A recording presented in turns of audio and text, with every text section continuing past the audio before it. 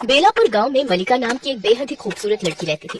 वो दिखने में जितनी खूबसूरत थी, उसके बाल भी उतने ही खूबसूरत थे। जिसकी नजर भी उस पर पड़ती तो दोबारा उसे देखे बिना नहीं रह पाता। उसके बाल बेहद ही घने, लंबे और रेशम की तरह मुलायम थे। उसके बाल उसके घुटनों जितने लंबे थे। अपनी खूबसूरती के घमंड के कारण मलिका किसी से भी बात नहीं करती थी। एक दिन वो खुद को शीशे में निहारते हुए कहती है, हाय मलिका, जैसा तेरा नाम है वैसे ही तू अपने नाम की तरह खूबसूरत है। उसने की मलिका।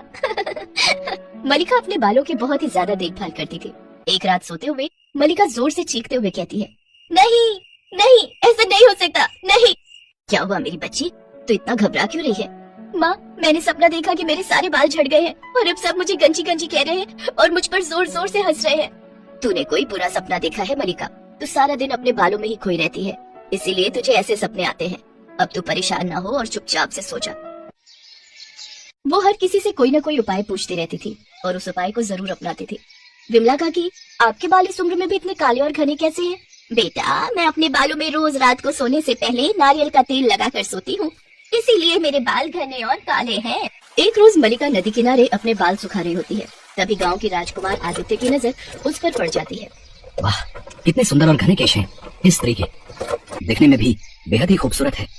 अब तो हम इसी से विवाह करेंगे। अगले दिन ही उसके बारे में पता लगवाकर राजकुमार अपनी शादी का प्रस्ताव मलिका के गरीब माता पिता के घर भिजवा देता है। हमारे राजकुमार आदित्य कुमार आपकी पुत्री मलिका से विवाह करना चाहते हैं। क्या आपको ये प्रस्ताव मंजूर है? हाँ हाँ बिल्कुल। हमें ये प्रस्ताव मंजूर है। ये तो हमारा सौभाग्य होगा जो इस गांव के राजकुमार से हमारी बेटी का रिश्ता जुड़ेगा। जब भी कोई मलिका के बालों की तारीफ करता, वो इतराते हुए कहती, मलिका यार, तेरे बाल तो बहुत ही खूबसूरत हैं। अरे कहाँ यार, बहुत ही बेकार बाल हैं, बहुत ज्यादा झड़ रहे हैं। लेकिन मन ही मन अपने बालों की खूबसूरती की तारीफ सुनकर वो बहुत खुश होती।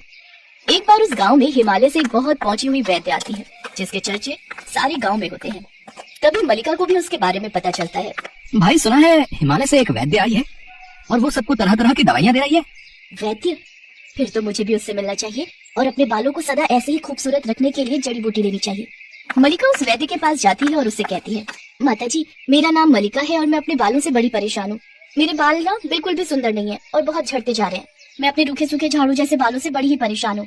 मेहरबानी करके मुझे कोई ऐसी दवाई बताए जिससे ये बच जाए। उस वैद्य ने जब देखा कि इतने खूबसूरत बाल होने के बाद भी वो ऐसा कह रही है, तो उसे समझते देर न लगी कि उसको अपने ऊपर कितना घमंड है। तो वो कहती है, हाँ हाँ ठीक है, तुम जैसा कह रही हो तुम्हारे बाल बिल्कुल वैसे ही हो जाएंगे और फिर कभी भी नहीं बदलेंगे।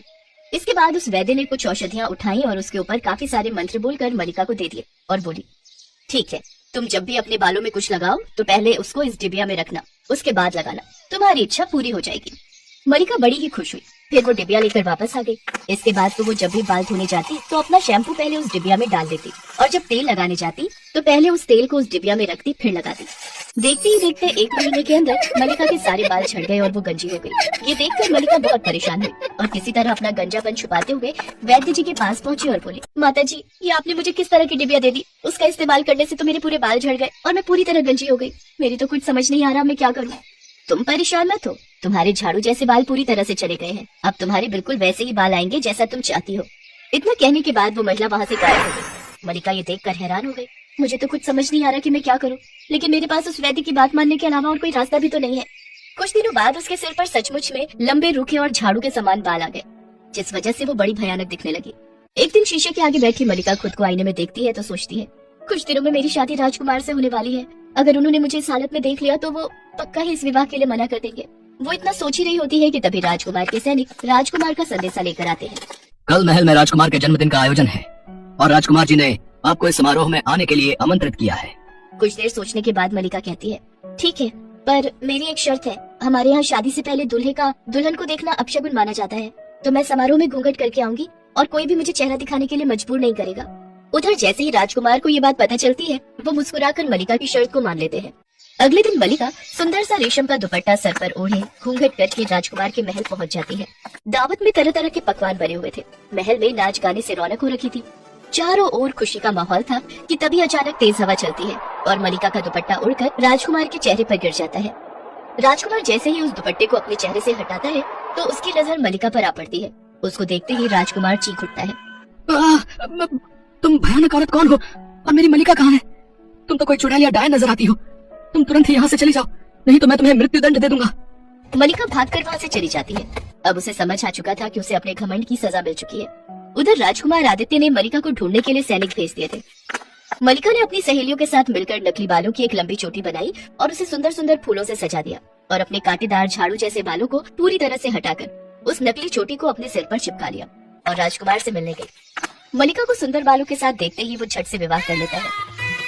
मलिका हमेशा सोचती रहती, अगर राजकुमार जी को मेरी सच्चाई का पता चल गया तब ना जाने क्या होगा। ऐसे ही कई महीने बीत गए। फिर एक दिन मलिका राजकुमार के साथ महल की बालकनी में खड़ी थी कि तभी वहाँ एक चील आई और उसकी चोटी उठाकर ले गई।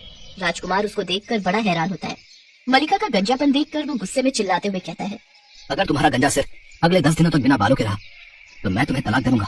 इतना कहकर राजकुमार वहाँ से चला जाता है। मुझे कैसे भी करके उस बूढ़ी वैद्य महिला को ढूंढना होगा और उनसे माफी मांगनी होगी। अब तो वही मेरी शादी बचा सकती है। अगले दिन सुबह मलिका उस वैद्य को ढूंढने हिमालय के जंगलों में चली जाती है, लेकिन उसे वो कहीं नहीं मिलती। फिर थक हार कर उसे जंगल में एक मंदिर दिखाई देता है। वो उस मंदिर में जाकर बैठ जाती है और माता की मूर्ति के सामने जोर जोर से रोने लगती है। तभी उसके सामने वन देवी प्रकट होती है। वो वही बूढ़ी वैद्य महिला थी। तभी मलिका उससे कहती है, माता मुझे अपनी गलती का एहसास हो चुका है। अपने लंबे काले घने रेशमी बालों को लेकर जो मैंने घमंड किया था उसकी सजा मुझे मिल चुकी है। अब मैं कभी खुद पर घमंड नहीं करूंगी।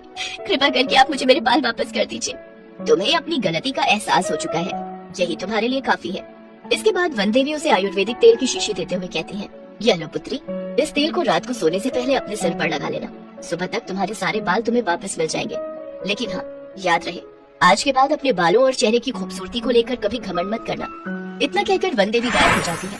फिर मलिका वो शीशी लेकर अपने घर आ जाती है और रात को सोने से पहले वन देवी का ध्यान करते हुए वो उस तेल को अपने बालों में लगा लेती है। अगले दिन सुबह जब वो उठती है तो उसके लंबे काले घने और रेशमी बाल वापस आ चुके होते हैं। ये देख वो बहुत खुश होती है। मेरे बाल मेरे बाल मुझे वापस मिल गए। आपका बहुत बहुत शुक्रिया वन देवी माँ। वन देवी की जय हो, जय हो, जय हो। उधर जैसे ही राजकुमार मलिका को वापस अपने बालों के साथ देखता है तो वो भी बहुत खुश होता है और उसे अपने साथ वापस अपने महल ले जाता है। इसके बाद दोनों खुशी खुशी महल में रहने लगते हैं।